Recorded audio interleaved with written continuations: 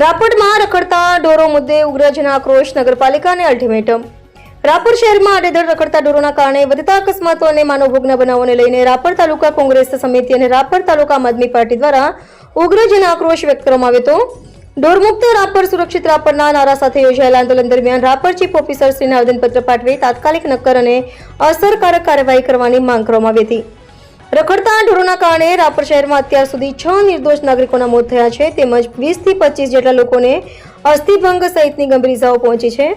આંદોલન દરમિયાન આ દુઃખદ ઘટનાઓમાં મૃત્યુ પામેલા નાગરિકોને શ્રદ્ધાંજલિ અર્પણ કરવામાં આવી હતી।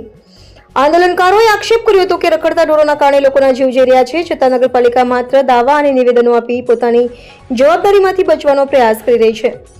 આંદોલન દરમિયાન નગરપાલિકાની ચાલુ સામાન્ય સભામાં પ્રવેશ કરી જવાબદાર તંત્ર સામે પ્રચંડ વિરોધ નોંધવામાં આવ્યો હતો। આવેદનપત્રમાં ઉલ્લેખ કરાયો હતો કે તારીખ 21 ડિસેમ્બર 2025ના રોજ પ્રાગપર રોડ વિસ્તારમાં રખડતા ઢોરોના કારણે અમરશીભાઈ પુંજાભાઈ માલી નામના વૃદ્ધ નાગરિકનું દુઃખદ અવસાન થયું હતું। આ પહેલા પણ એક અન્ય જીવલેણ ઘટનાઓ બની ચૂકી હોવા છતાં તંત્ર દ્વારા કોઈ નક્કર કાર્યવાહી કરવામાં આવી નથી।